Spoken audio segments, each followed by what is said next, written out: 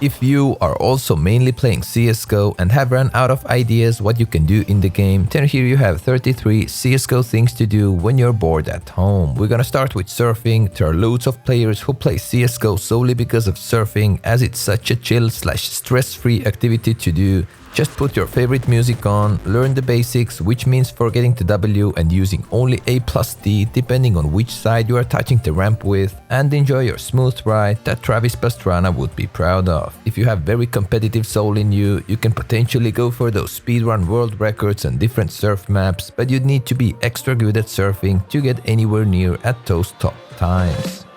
Next up, if you're bored enough, go look around on various maps and experience some of the secrets/Easter eggs through your own POV, because there are secrets that are interactive and it's just nicer to be there live to really enjoy everything around you.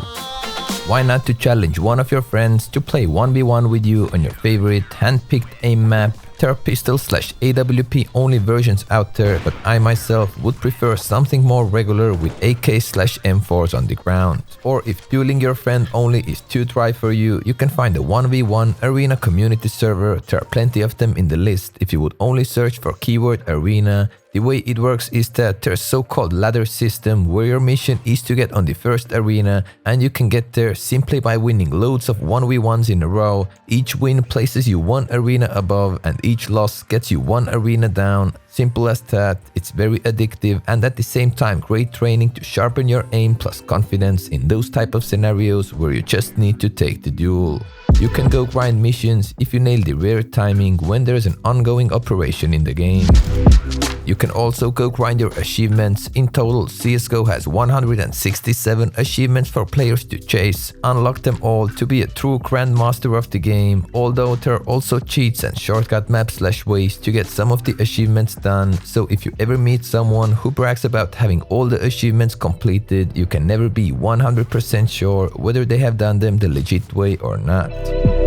KZ is a fun activity to do when you like the movement aspect of the game and a bit pumpier ride than the surf, because this simply involves moving and jumping from one block to another. Although similar to surfing, KZ has its own big scene with different elements to master plus epic world records to beat. Whoever gets from the start to finish faster wins. Obviously, one thing I like to do, and I know I'm not alone, is to go onto offline servers solo and go try to theorycraft new fresh ideas to show to you and to surprise other people with. For example, here's a simple alternative nade line to get it land outside of the connector window, stair stuck position, crouch plus aim at the corner, and a casual left click throw. Whatever you throw here, it makes noise, but it's an easy to remember lineup that could ruin people's rounds at those annoying positions. Alright, go try the B-hop, a great brother for KZ. I would say B-hopping is actually one of the many KZ's elements that has gone big because it's a pleasure to execute. Especially if you master this type of movement, it just feels so sick. Jump around like a true bunny and complete special maps built for this special activity that might look weird at a distance. Or simply B-hop on regular maps in your matchmaking games, hit nutty frags with it around 1% of the times, edit only the good bits together plus fool the world that you're a superhuman. You can try out custom weapons. I did it using the Migi tool made by Zool. It's actually easy to set it up, although I feel the pain when you think it's annoying to hustle with all those files. The outcome might make you fall in love with CSGO in a completely new way though. Some weapons are funny, some of them rather serious. Feel free to spice it up, especially if you're bored of the current meta. Another game mode to try is Deathmatch. It's great to improve at the game, plus an awesome place for warming up. By the way, many pros play it every now and then, most of them on a daily basis. Get into collecting skins, and why not to theme up your inventory. Some people like to do it with one single color, some people just own the rarest skins out there. Digital collectibles are becoming more and more popular, and so are CSGO skins, raising in price big time in the recent months. I'm not sure if this is the right time to hop on a boat for high tier items, but why not to start small and see if skin world is something you enjoy being in. As for some people, this is the only reason they like CSGO in the first place.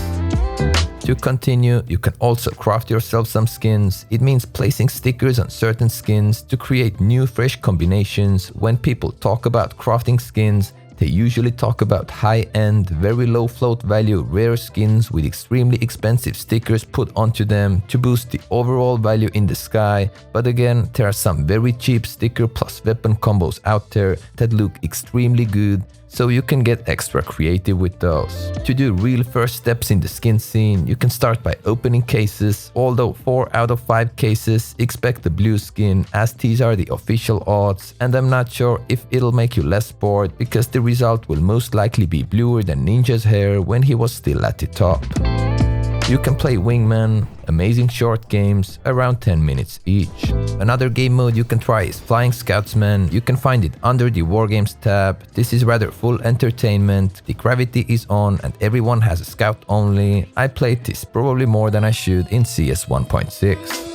As you could see, there are plenty of different wargames to try. The newest one added is retakes, pretty self-explanatory. Every round starts with a bomb plant. You'd either need to defend the bomb or attack/retake the bomb site to try to defuse the bomb. Go practice your best after plant moves, including utility, and try to trade your teammates.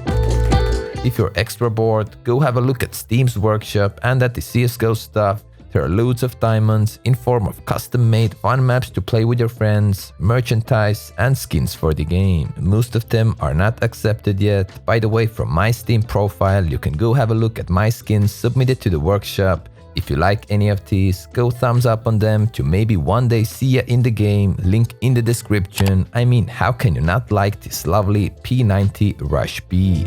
You can try to design CSGO skins yourself. There are loads of tutorials out there to start.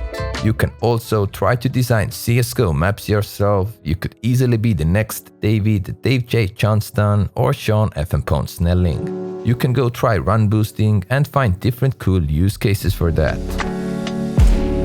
Why not to go draw on the walls? I have seen some phenomenal pictures like that. Keep in mind that not all walls work great for drawings though, so make sure your bullet marks will stay on the wall for long enough, otherwise your prestigious art might get ruined by game physics.